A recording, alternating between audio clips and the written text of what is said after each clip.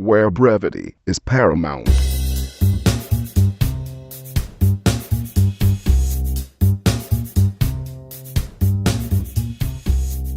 Hello and welcome to episode 3 of Chet and John's reassuringly finite gaming playlist. My name's John Denton and with me as always is Chet Roivas. Alright. We're a couple of veteran video games journalists, I guess you could call us that. You've probably read our stuff over the years in OXM, The Telegraph, Games TM, all sorts of places. Basically how this podcast works is we aim for 20 games in 40 minutes or thereabouts. So we both have a top 10 list of the games we've been playing the most that week, and we reveal them to each other one by one. There's a bit of chat, a bit of banter on the way, and because we're fortunate enough to both work in the games industry, we can focus on stuff that's not even out yet or is just out this week that we've been lucky enough to play. So enough chat. Let's kick things off with your number 10, Chet. Number 10. Right, what have I got here? Ghost Trick on the iOS version of Ghost Trick. You picked it up. I did. I did about the first half hour. After about 5 minutes, it was mad love. I was just like, I love this already. But I've decided after doing the first half hour that I'm going to play it on the DS and not finish it on the iPhone. Oh, really? How come? I don't know. I really can't put my finger on it. It feels so much like a Nintendo That's game. funny for an iPhone. What did I say? You really can't put your finger on it. Oh dear, that's right. No, I really I couldn't quite place why my feelings were the way they were, but it felt so much like a Nintendo game. The way that it was localized, the sort of just the general sort of amiable nature of it, and I don't know. So you're going to pick up the DS version instead? Yeah, I'm definitely going to play it, but for some reason it just felt wrong playing it on a phone. Like I was playing a pirate copy or something. And I'd be interested to know who localised it, whether it was actually Capcom or Nintendo, because it has a very Nintendo-y flavour, just the sort of light-hearted banter. I think it was Capcom, because it's similar to how the Phoenix Wright games are done, and they're localised by Capcom. I could have sworn Nintendo did those as well, though, don't they? Oh, well, if you're right there, then I'm an idiot. So I don't know why I'm saying that I'm right and you're not, because I might be wrong. But I thought they treated those as essentially second party. Someone did them, and they did a good job. They did, and I commend them for that. And I look forward to seeing, hearing more of it when I get the DS version at some point. I'm glad you picked it up though. It's great. I mean, if you've only got an iPhone, get it. It's great. And the first hour and a half or so, as John said, is free. So you can't go wrong. You cannot go wrong. Genius. Excellent. Talking of free games, my number 10 is a game called Rage of the Mad God, which a few people were talking about online this week, so I decided to check it out. It's like an 8-bit styled MMO shooter. So it's free to play. It's really frantic. You play as a little wizard, little sort of sprite wizard, go through a couple of little training bits, and then you're off in this huge flat world shooting things, like a really old school, almost Robotron gauntlet type deal. But there's loads of other people in there who are real players, and there's loads of little quests that you can just go. All the quests are just shoot this thing and dodge the bullets. It's really hectic, frantic. Don't know if I'd ever play it again, but it's worth checking out. Rage of the Mad God, it's called. I think it's just rageofthemadgod.com. Some people seem to love it. I thought it was alright. What, was this an iOS or was it just a Flash game? PC browser game. Okay. So, I'm sure it works on a Mac too. When you say it's an MMO, is it like it's just shitloads of people all online? It's not like I don't know why. I always, whenever anyone says MMO, they tend to mean RPG. Yeah, no, it's not MMORPG. It's MMO 8-bit shooter. So there are loads of other people around. You kind of team up with them and go to do the quests with them, but it happens organically. Like you see another bloke and you're like, this guy's going to be able to help me, rather than you stop and have a chat and talk about fucking armor. I don't know, but are there microtransactions? I don't know. To be honest, it's number 10, not number 1, so I didn't play it for long enough. There's probably a bit more depth in there. I might go back to it because it was fun. It's just the music. Someone said the music was good. They're fucking wrong. The music makes you want to just scoop your brain out of your eye socket. Nice. So maybe next time I'll play it with the sound off. Genuine. All right. My number 9 is Mass Effect 3. Sadly, not the full game, just the demo. I don't normally do demos, and I stayed away from the single-player component, but I had a look at the multiplayer, and it's looking a hell of a lot better than expected, actually. The AI is aggressive. The customization options make it feel quite fresh, because when you play Horde on any other game, customization is not normally important, but here it's really important. And from what I played, it's far more promising than you'd expect, really. So is that what we're looking at? We're looking at a horde mode. So I've not been keeping tabs on the multiplayer, so I don't care, to be honest, for Mass Effect's multiplayer. No, neither do I. To be honest, it's like I'll finish the story once, and I'll think I still want to spend time in this universe, and I've got friends who finished it. We'll play around a little bit. It's not something that anyone would buy the game for, but it's well packaged. It's nice. It's fine. It's like, I mean, considering how cynical everyone was about it, and that it was just going to be a complete rush job and a load of nonsense. They've spent a lot of time on it. I just fucking well hope that it's not to the detriment of the campaign. How's the combat compared to 2? Is it a little sharper? 'Cause I got bored of it after 1 and 2. I never understood that. I mean, I played through it 3 times, and I don't understand why that was. You're a bit more limber. It's a slightly faster. Massive differences, not really. You couldn't really tell. It only needed a tightening up for me. It didn't need to be wholesale changes. It's tighter. It's definitely tighter, but yeah, it's not. I mean, there's nothing shocking. Cool. Just looking forward to it. We should have the full game next week, I would have thought. Fucking hope so. Number 9 for me, Super Street Fighter 4, game you and I have played together for many an hour. Basically, I'm just freshening up. I was due to get Street Fighter across Tekken this morning. Postman hasn't delivered it, so don't know if he's stolen it or whether it's just going to come tomorrow. But yeah, just want to fresh up on my fight stick skills before I get stuck into the real deal. So it's just amazing. Guile is the greatest human ever. Anyone disagrees with that, it's just going to get flash kicked to the noggin all day. Yeah. Were you playing online or just like pissing around in the single player? Just playing a couple of games online and doing a bit of training, and I didn't play it for a massive amount of time. Just wanted to get my fingers working again. What was online? I mean, because I haven't played Street Fighter Online in probably about a month or 2. Is there still people? I presume there's still people there that aren't complete and utter demons on it the whole time. Is it? Yeah. It's still, it seemed to match me up with people of my level. I'm no, Daigo Superman or anything like that. Damn true. But I can hold my own. Yeah. Sort of did a 50-50 wins and losses. It was fine. All right. You should have given me a call. I'd have kicked your ass. All right. Zangief, 3 buttons. Well done. Danny Boy. It's all about the Danny Boy. Anyway, my number 8 is Gunblade New York and LA Machine Guns. Another game that's sat on my shelf of stuff that I intend to go back to at some point. Really, really great. There's hardly anything you can say about it. If you've played Ghost Squad, which is another Sega shooter, and incidentally one of the best games on the Wii, somehow, I still can't put my finger on why that game's so great. But anyway, this has got some of that same flavour to it. And it's a light gun game, is it? Yeah, do you remember it? It was like one of those, you're flying around on that helicopter and you had those big machine guns in the arcade. Really fast paced. And the targets, the reticules on the screen. Just dumb fun, but really good. But I discovered this score attack mode I didn't know existed, where you're given 60 seconds, you don't have to worry about projectiles or getting hit, and you just try and get yourself on the scoreboard by causing as much carnage as possible. Incredibly addictive, and it's still, I don't think I'm going to be getting rid of that. That's one of those games that's going to stay on my shelf, I reckon. Nice. Yeah. Nice. So my next one, after talking about Child of Eden last week, I decided to go back to the real deal, Res HD, just to see if it still was as good as I thought, and it's even better. Just compared to playing Child of Eden and the issues that I had with that, with the second button for firing back at the aggressive enemies, and the music, mainly the music, just getting into that res flow again, and the progression when you hit that little box and then you move to the next stage, evolution, whatever. Can't remember what it's called. You know what I'm talking about. Yep. Still in my top 3 games of all time. Still a masterpiece. So lucky to meet Miss Gucci last year and have him sign my copy. Only time I've ever done that with anything. The only time I ever will. That game will last forever as far as I'm concerned. How far did you get? I did the first 2, and I think 2 is probably still my favourite. Yeah. Okay, all right. Well, because last time I tried playing through it from beginning to end on the XBLA version, I couldn't get past the last level.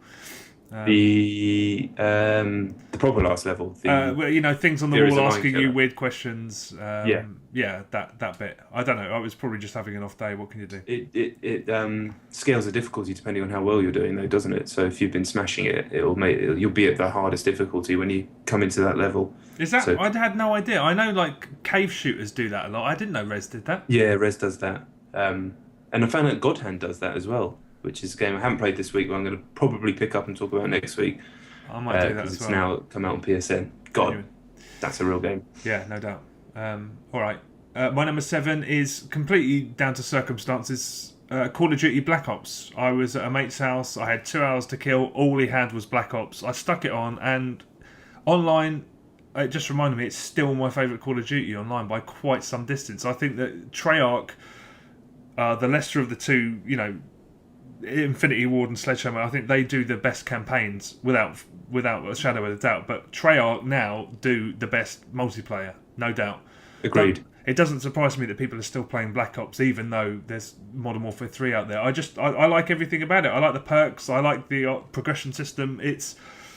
I could see myself getting sucked right back into it again. It's the best Call of Duty. Really, you can see yourself getting sucked back in. Well, I mean, I mentioned to a mate that I've been playing. I was Yeah. like, "It's still good, man," and he was like, "I've been thinking about picking it up again." And it's like, I don't think it would reach the extent because I mean, you were to some degree on the same level that we were when that came out. We were just like obsessed with Oh it. yeah, no, I played a lot. That's the one I played the most by a long, long way. All the other ones I've kind of given up by level 20. Yeah, But same. that I prestige twice, which I never thought I'd ever do on anything, to be honest, because I tend to get bored of multiplayer shooters a bit quicker than yourself. But, I've never yeah. prestiged on anything, and I didn't think I would either. But I actually don't know how many times I prestiged on Black Ops, but I enjoyed every second. It's still good. It's still good. Apart from getting shot when you've already run around the corner and the bullets still hit you. But sounds I like forgive you, Treyarch. all right. Well, good. That's noble. Nice. Right, so my number 6 is a game called Ironworm on the iPhone. I had to play this game for review. I wish I hadn't. It's basically it is my fucking enemy. That game. It's everything that I don't like. As an idea, it's fine. You play as this little heavy metal worm / maggot thing.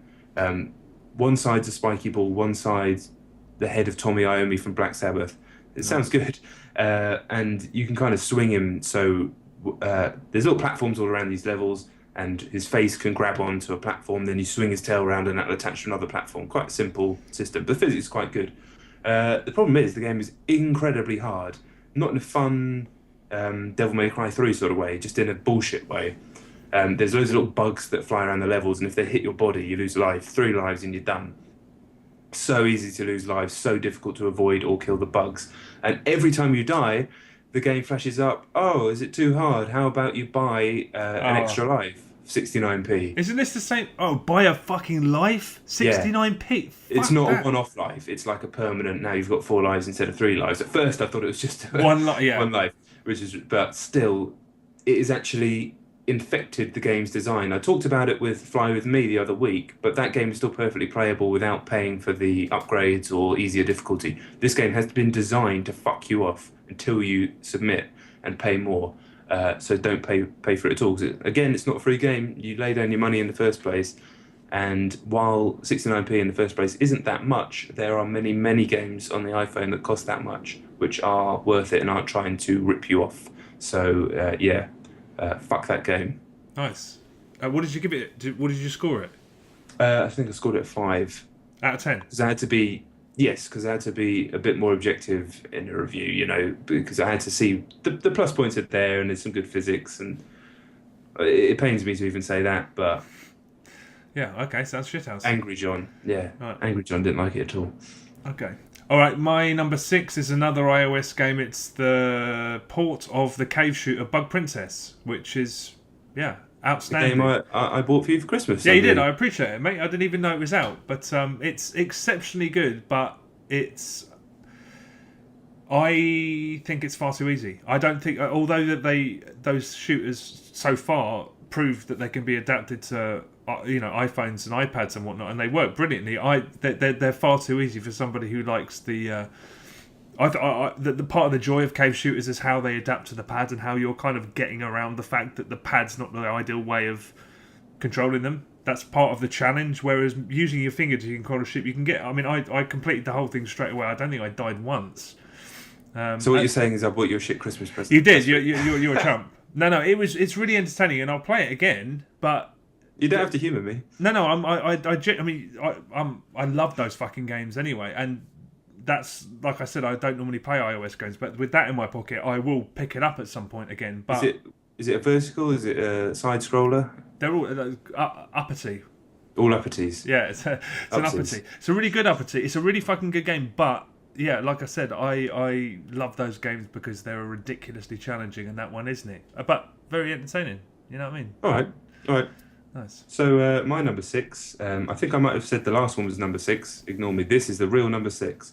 A game called Ziggurat on the iPhone. It's an endless shooter. Really, really simple game. You're a little man with long blonde hair on top of a mountain. It's the end of the world, and all these aliens are trying to kill you. And you can shoot left and you can shoot right at these aliens.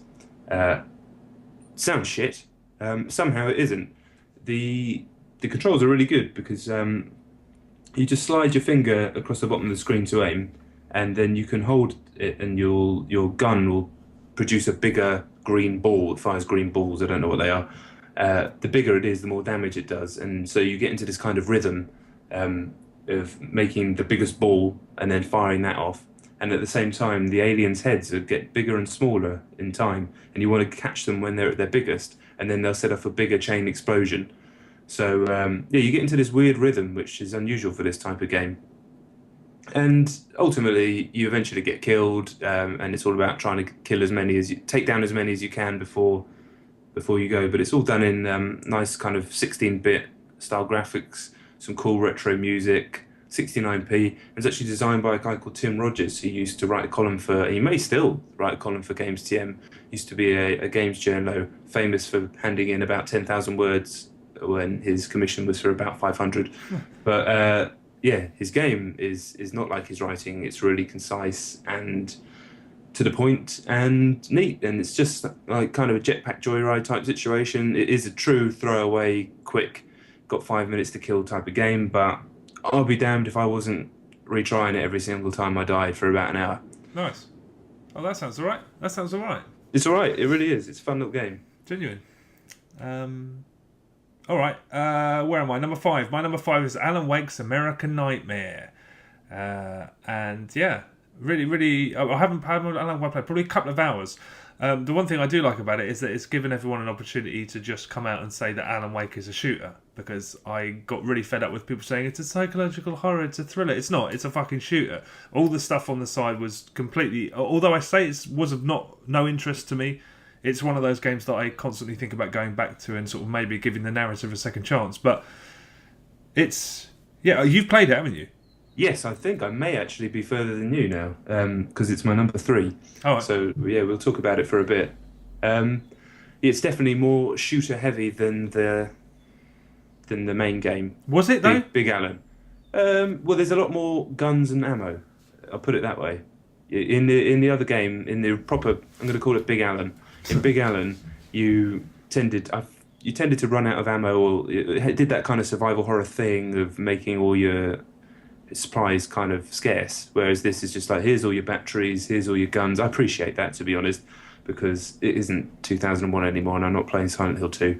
I want some ammo. I want the skill to be in taking out the guys, not trying to conserve enough ammo to take out the guys. I had problems with it. You saying you really like it? I really like it just because it stripped away a lot of this. I thought a lot of Alan Wake was superfluous. I don't remember it being that stealthy. I just remember it being a shooter with like some Twin Peaks, Stephen King fucking knockoff nonsense in the middle. Oh, it wasn't stealthy. It was just... Sorry, not stealthy. I mean like survival horror. Sort of. I never remember being that sort of strapped for ammo or weapons or anything like that. I remember it being that kind of stress, that like Dead Space in a way, where that stress that, I've got to be careful and make my shots accurate. Not that you actually aim the shots, but, try and not waste bullets. Whereas this, I just feel like I can just fire my shotgun and I'm never going to run out of bullets. Yeah, I mean, it is. It's a hell of a lot more arcadey, and there's no. If you want to explore, you're not going to have you're not going to find a hell of a lot. But it's fun so far. I mean, Have you got to the bit where the game structure reveals itself? there's three locations, and all I know is someone's already told me that you have to sort of basically recover old ground several times. Yeah, I'm halfway through the second time through. Oh, okay. Is that a bad thing? I think the fact I knew that it was going to be like that coming in because I'd heard some other people talking about it in other podcasts. In fact, that probably helped because I think that if I'd gone in expecting the game to be linear A to B and then it done that, I'd be like, "Fuck you, small Alan." But as it is, they do. It seems to be reasonably elegant the way they do it. A second time through, the enemies are different, the narration's different. So they borrowed that narrator device from Bastion and kind of Alan Wake itself. But clearly it's a nod to that Bastion game. And also, brilliantly, you don't have to do all the boring shit as much second time through. So the beginning of the first time through, you have to go and find the three items to change time. I can't say the script's too hot in this one. Second time through, you only have to get one of them, and it's in a different place because the girl explains. Have you met the doctor at the observatory yet? The worst voice actor of all time? The worst voice actress since Jill Valentine and Barry Burton in the No. She takes the cake. She's top of the tree. She's you reckon she's worse? She's awful. I wish I remember this line of dialogue. She said, watch out. Yes. I'm going to try and find it so I can stick it on the end of the podcast. But she's shocking. Absolutely shocking. In this day and age, I can't believe that someone like her got hired. She's blatantly one of the developers' girlfriends or something. But they're Finnish. She doesn't sound Finnish. No, she sounds English, but yeah. I think I could have done better. Genuinely, I could have put a high pitched voice on and done a better job than she's. I don't think there's many people that couldn't have done better because it was pretty shocking. And also, it wasn't a consensus at the time when the first game came out, but now who can argue that Alan Wake really is a right dickhead? Oh yeah, he's a douche. I mean, like I a kind of complete. like that. But was he this? I can't remember thinking he was this much of a twat in the first game. He was a bit of a rude prick. In the first one. One of the first skirmishes you get into in this one, some girls says, "Oh, watch out, they're after," and he's like, "I think I know that." I'm like, "You fucking tool! There's absolutely no need for that." I like it when he keeps yelling at the girl in the garage to stay put, and she's like, "Can I come with you?" No, please stay put. And then she dies. The other thing I really don't like about it is the thing I do like about it is they have stripped away so much stuff. If you go to someone and they say, "Go here, do that," you can go and do that. The option is there to press B, but it's just waffle. It's the kind of stuff that they would have forced you to listen to in a full price game. Agreed. I've stood around and pressed B, and it's like, this is completely fucking. I don't need to know this at all, and I just run away and go and shoot some guys. A lot of Kasabian in there as well. I know that as a plot point. It's very funny when you read his diary and he describes their sound. It's what was it? Distorted guitars and frenetic beats. Yeah. I mean, it sounds like a 16-year-old's fucking music review or something. But it's charming. I like this sort of ski whiff language from being translated from Finnish, which is it's good. I'm enjoying it. I'm looking forward to finishing it. Not because I want it to be over, but because I want some more. Yeah, I'm going to play through it. At the end of the first area, the first playthrough as it is, there's some real shit bit towards the end, and the thought of having to do that again does suck. Hard?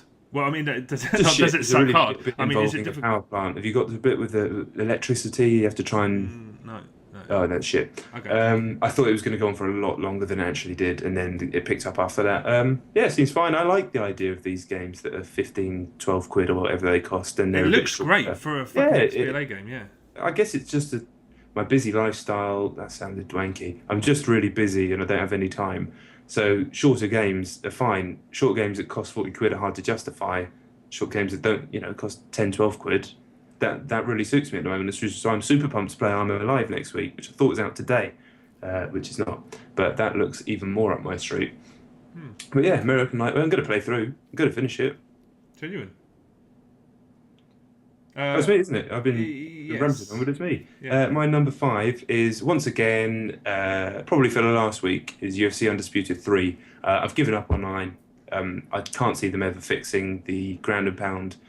Whether or not it's an exploit or not, I'm not sure. It's kind of the way the game's designed, but offline you can block in time and transition out when someone's spamming ground and pound. Online you've got that little bit of input lag, even in a smooth game, and people are just taking advantage of it, and it's nothing like the sport, the way it plays out.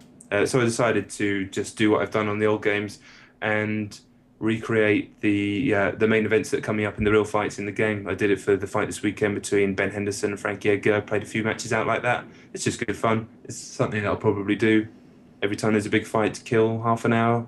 And that's about it. It's the best UFC game. There's still room to make a much, much, much better MMA game, I believe.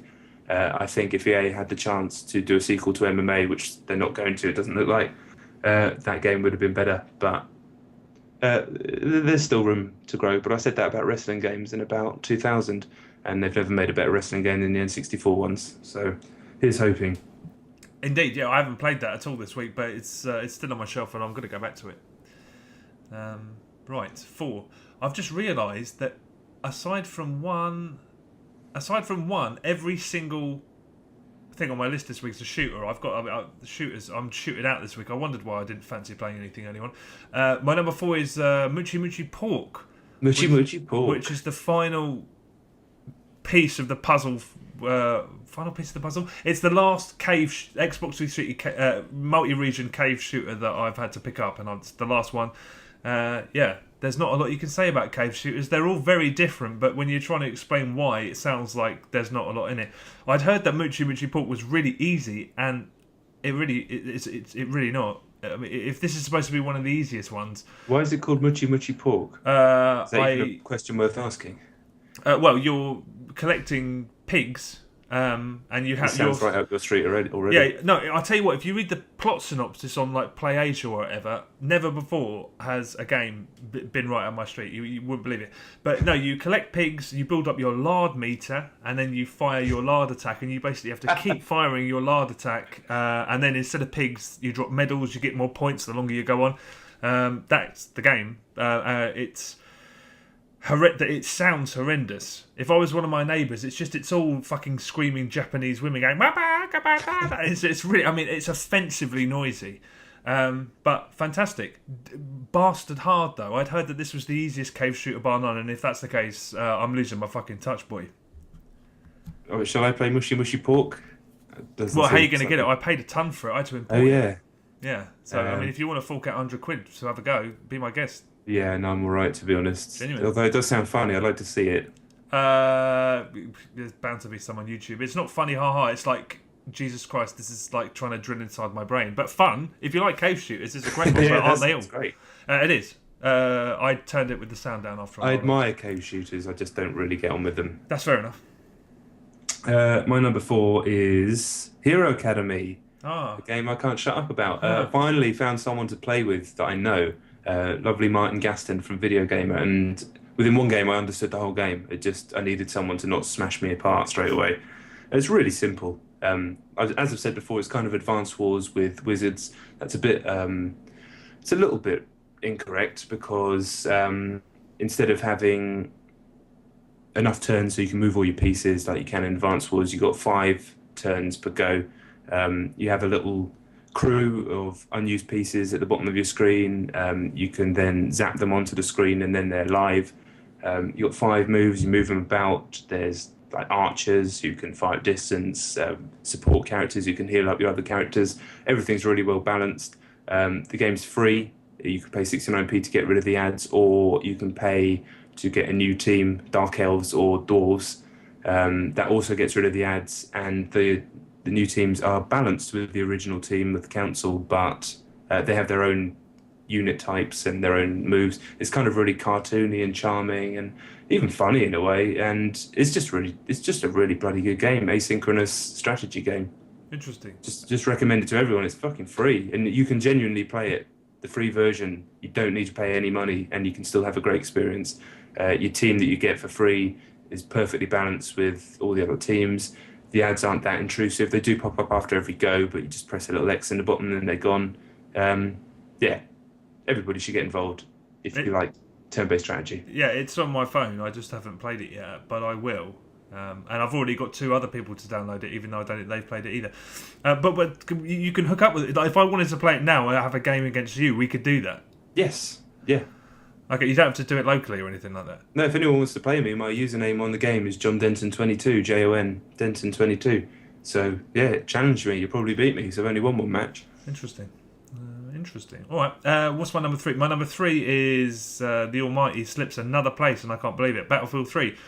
What more can I say? I love it to pieces. It's in my all-time top 3, probably. I don't know what to say. What is your all-time top 3? Vanquish number 1, Super Street Fighter probably number 2, and Battlefield. Wow, all games in this generation. Well, no, I was going to say it's Battlefield. Battlefield Bad Company 2, Battlefield 2. It's the series more than anything. If I had to pick a favourite, it'd be Battlefield 3.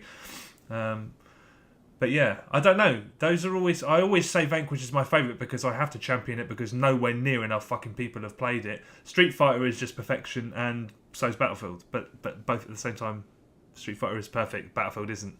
Well, we're going. This is a whole other podcast in itself. Anyway, Battlefield 3, still love it. It's fucked. Brilliant. Yep, I'm a big fan myself. Haven't played it for ages, but do intend to get back into it at some point. Finding time to play online and hooking everyone up at the same time is always difficult for me, but yeah, it's just the best online shooter, I believe. That is my opinion on that matter. Yes. My number 3 was Alan Wake's American Nightmare. I can't think of it. Have I remembered anything else I want to say? Yeah, the story is much worse than the story of the original Alan Wake, which itself is hardly a literary classic, but something, for the most part, I followed and enjoyed. Whereas this just seems to be nonsense, and the talking head scenes are barely animated. They look like they're being propped up by lollipop sticks. But I guess that's what you get for a little bit less dollar. What animated? What, are you talking about the little TV screen bits? No, they're quite good. The bits where Alan's talking to like the woman in the garage, and they both just stood upright like a PS2 game or even a PS1 game, and it's like. No, he stopped. That's one thing I noticed when he's especially when he's watching those little TV screens, he does like this canned animation where he sort of turns to the side and goes, I'm not really paying any attention. You're like, look at the fucking TV, you dick. He did it when a bunch of enemies came and they're all attacking me, and he starts looking away. I'm Alan. He's that much of a dick. I wonder if they did that on purpose. Good on Alan. Okay, my number 2, Syndicate. As is mine. So it's Chat. I'm seshing up the co-op, and I'm doing it with friends. We're now doing it on hard. It's a game that intermittently, all of us, during like loading screens or just lulls in the action, one of us will sincerely say something like, "This is really good," because we can't believe that more people are playing it and appreciating it. Co-op is just. It's so much fun. You haven't done co-op yet? No, I haven't done co-op yet. No, I'm going to chat about the single player in a minute, but I am very excited about the co-op. Are you going to? You've got to find time for it because I will do. The comparison to Battlefield's totally valid because if you completely die if you're not coordinating, you have to be in constant chatter with your team. And we died like we were playing it last night. Died several times because we weren't. We have to let everyone know where that enemy is, where you're going, what you're doing. You have to. It's so intensely difficult, and the only way around that is teamwork. It's brilliant. If you haven't played it, sort that out. They've said that they want the co-op to stand alone as it's an equal part of the product as a single player. Do you reckon that they've pulled that off? Yes. I love that. I mean, I really enjoyed the single player, despite the fucking absolute car crash of a story. I love the single player. It's still the same game. It's still, I mean, they're still part of the same package. But I would say to people, if you just want a co-op game, the co-op side of this is worth buying the whole game for. Like I say, definitely going to find time to play the co-op. I played the single player, played the first chunk, I'd say, of single player. And straight away I was amazed at some of the reviews it's been getting. Not necessarily scores, and I'm all for games having a range of scores. I think we need that more. Different people have different opinions, that's fine. It's the line that kept cropping up in a lot of reviews is generic. And while it is a shooter that doesn't do anything hugely different, I think generic's a little harsh. Maybe a lot of people haven't had to play some of the shit I've had to play over the years, like Black. Oh, what's that game with Black in it? Area 51, Black. I can't remember. Yeah. Stuff like that. Syndicate is really, really classy and slick and weighty, and everything works really well. I love the breaching, the hacking on the fly, where It even has the kind of active reload thing where you get it in the right point and you get a little breach spike. I love the bullet time / see-through walls. Shit, I can't think of a better way of describing it. The flow between jumping in and out with that and taking out enemies. I like sort of looking one guy, make him kill himself, have those guys blow up their guns, quickly take out that guy. It made me feel. Now, when I play shooters, and other games to an extent, but really in first-person shooters, for some reason, I'm a little bit weird. I like to kind of play the role in the chair. When I'm playing Halo, I like to feel like I'm Master Chief. I don't know why, I just do. This game made me feel like a cold-hearted badass in a way that most shooters don't. It made me feel like a fucking chip-addled superhero that could just walk into a room, click his fingers, kill 2 guys, shoot 2 guys in the head without even trying, walk through, not give a fuck about anybody that they've just killed. And that's exactly what they've set out to do, and I think they've achieved it. I mean, you can talk all day about whether or not it pays true homage to the 19, 20-year-old original. All I can remember from playing that game is that the shotgun sounded amazing, and I like the idea of being a guy in a trench coat killing people in a game. Yeah. But, No, it's fucking. It really is special. Well, special, is that the word? I mean, I just think it's a terrific. I enjoyed the single player. I'm going to go back to it. It felt like the flip side of Crisis, because whereas in that the powers were all geared towards stealth, whereas this they just you can use them and whip each situation into a mental frenzy. And everything about it is so polished and so tight. I am surprised as well that it wasn't more people aren't shouting about it. Yeah, I do think that there is an air of the fact that it wasn't hyped or promoted hugely, and that can lead to. I'm not talking about reviewers specifically. You know, maybe there are some guys out there that it's happened to subconsciously, but certainly in commenters and probably people who haven't played it but are keen to comment on reviews and on forums. Because the game hasn't received the type of hype that maybe it would have had the exact same game been coming out from a different publisher who had a smaller portfolio like Warner or something like that. Subconsciously, I think that people have just think that this is an okay game to ignore and an okay game to think that's 6 out of 10. Now, I can't be arrogant. I've only played the first chunk and I haven't played the co-op, so I may finish the game, change my opinion, think it is a 6 out of 10 game, and the whole thing that I've talked about is. I don't think that will happen. Yeah, I don't think that's going to happen. Just judging by a lot of the comments that I've been reading, it seems like there's an air of EA don't care, so I don't care. But on a subconscious level, I think. Whereas if this game had been hyped to the fucking moon and was the exact same game, I reckon it would have been getting higher scores and people would have been talking it up. Yeah, no, I agree with you. It's Gleam. I'm looking forward to going to do some co-op tonight. You up for it? Quite possibly. Quite possibly. Yeah. All right. Well, see how everything goes. Genuine. All right. Yeah, we'll play it though. Nice. Okay. Well, my number one. Speaking of underrated games, yet another shooter, Binary Domain. Really, really good. It's really, really good. I just finished it yesterday. It's the only. Isn't it just like shit? See, that's the. I'm surprised that people think that as well. I mean, all right, it does look shit. It looks generic and it looks bollocks, but.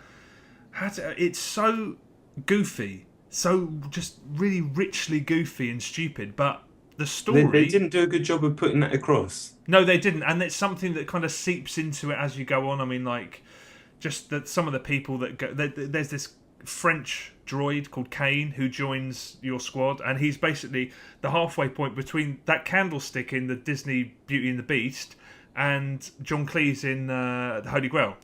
That's that character. Yeah. Brilliant.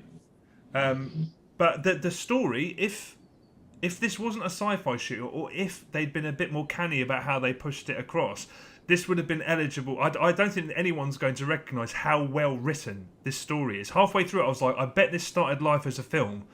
And of course it didn't. It's because, what's his chops? I can't believe I've forgotten his name. Nagoshi? The guy behind Yakuza. It's spectacularly well written. It's one of those games that because it's a shooter, because it's a sci-fi sort of meat-headed romp, that's the way I describe it, romp. I never use that word, but it sums this up perfectly. It's not going to get the kind of recognition that it deserves, and there were so many interesting things that it did, and there were times when I thought, I want this to offer me choices. because one of the main conceits is that there's these robots, this whole subsection of robots that look like humans and they don't know they're not humans. And there's some really effective cutscenes that they actually use it to show that your character is a bit of a scumbag, but I would have liked to make that choice. So I kind of wanted more choice, but that's a testament to how well written it was. Honestly, it's up there. This should be getting sort of awards next year, although it's not going to because it's a Sega shoot 'em up. It's done well in reviews though. It has. On the whole. It has. But it's not done well commercially at all. No, I heard it charted like in the low 30s. 35, I think. Yeah, 35, 37. It's fantastically enjoyable. And the perfect length as well. I think it's between 10 and 12 hours. And it never, it felt like it needed to be that long. Cutscenes weren't long. It's just a neat little game. The only thing, the new thing, the voice, you can sort of 50-50 how well that works, but it tends to work better and faster if you use the pad. But it's a nice idea when it does work. But what a very, very, it's an entertaining game, but just I'm floored by how well written it was. It's just so difficult to find enough time to play all these shooters that secretly come up and been decent. Yeah. Like the Darkness 2 and now this. Yeah. These aren't games. I mean, Binary Domain, I didn't even know it was out. I mean, I can't remember the last time I didn't know a major game was out. It's been years, and suddenly it was out. I was like, I thought this wasn't out for another month or so. Yeah. That just sums it up. I mean, if I don't know a game's out, then how the fuck is guy who's got a job that's not in the games industry going to know it's out? No wonder. Yeah, and look at the box. Look at the generic box and the fucking title. Binary Demo. I know. Do you know what I mean? Fucking hell. When it first came out, that first trailer, I was just like, oh my god. It's only when I did a little bit of research into it and realised it was Nagoshi and heard some of the previews and stuff like that, that it started to sound a little more interesting. But I must say, until I've heard you talk about it now, I'm still like, ooh, really? Ignore that. I mean, no. The campaign's great. Multiplayer is a complete washout. There's a Horde rip-off, which I don't reckon was even play-tested because the enemies are so unaggressive that it turns into a game of hide-and-seek after each wave. You have to go and find some guy that's just like crouched hiding. You're like, okay, well, that's a lot of fun. And the sort of Gears-style deathmatch is quite cool, but spawn points don't move. So every game I had, I'd spawn into the gunfire of someone who knew exactly where I was going to spawn. Japanese developers can't do that. Yeah, really. If they fix it, it'll be pretty cool. But at the moment, it's just unplayable, really. And there's no one to play it with, I assume. It was quite hard to find a game. Yeah. Yeah. My number one then this week is SSX. Oh. One of my all-time favourite series from down the years. The reason I got into the PS2 so heavily was the first SSX, and was a huge fan of SSX 3, which most people seem to be huge fans of SSX Tricky. I love tour. 3. Is 3 on tour? No, 4 is on tour. I love 3 and 4 more than Tricky, Yeah. because what I loved about those games was the really long peak runs you could do that took like 20 to 30 minutes. So initially I was really disappointed with the new SSX because no run in the whole game lasts longer than 5 minutes, and most are about 2 minutes. So you never get into that huge immersive flow that the previous games, the last 2 games in the series, managed. So it almost feels like a step back in that way.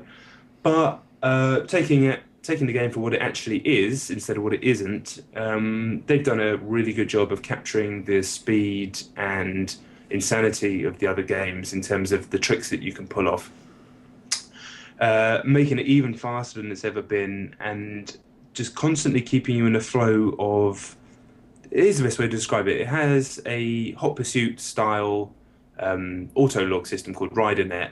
It works in a very similar way. It's a little bit more in depth, but if you dive into it and ignoring the World Tour mode, which has its own crap story, and the deadly descents, the gimmicky fucking survive the mountain stuff, that isn't actually very good. What you want to be doing is diving into the challenges, and every time you finish, it'll flash up your rival, real life rival on your friends list has done this. Can you beat him? So you'll go straight there, and then you can get into this flow of traveling around the whole world, doing all these different challenges, loads of different styles of play, and the game's just taking you there, and it's completely organic because you're just going and trying to beat your friends rather than playing through a prescripted structured game that someone at EA has come up with. You're playing in a completely different way, which I did to a degree with Hot Pursuit, but then I also dived back in and just did it in the structured way in Hot Pursuit.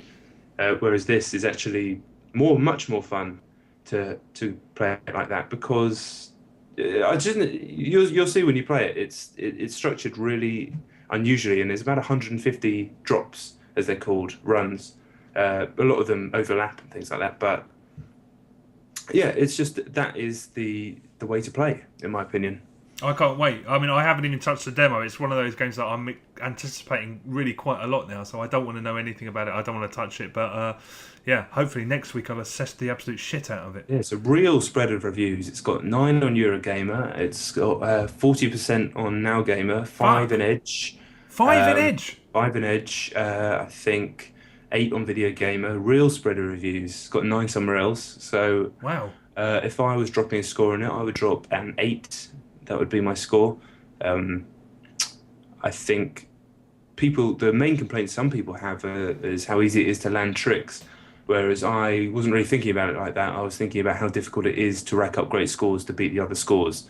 Landing tricks, I never had a problem with landing tricks in any of the SSX games, so it seems to be a big point of contention for some people. Didn't really even think about it, to be honest, when I was playing. But yeah, see what you think, and I'll be intrigued to hear. Well, yeah, I'm going to assess the absolute bastard out of it if I have it before the weekend, which, oh yeah, I will. So yeah, that'll be next week, I should imagine. Fantastic. Cool. Well, that does it for another Chet and John's reassuringly finite gaming playlist. Like we promised, we were in and out within 40 to 45 minutes. And we will be back next week with another dueling top 10. Don't forget to follow us on Twitter. I'm at John Denton. That's Jon Denton. He's at Chet Roivas, Chetroivas. And you can check out the website at thefiniteplaylist.com. See you next week. Laters.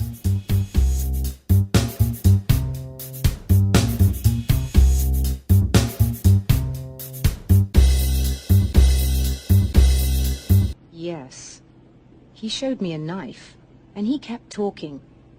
He enjoyed the sound of his own voice. A proper maniac.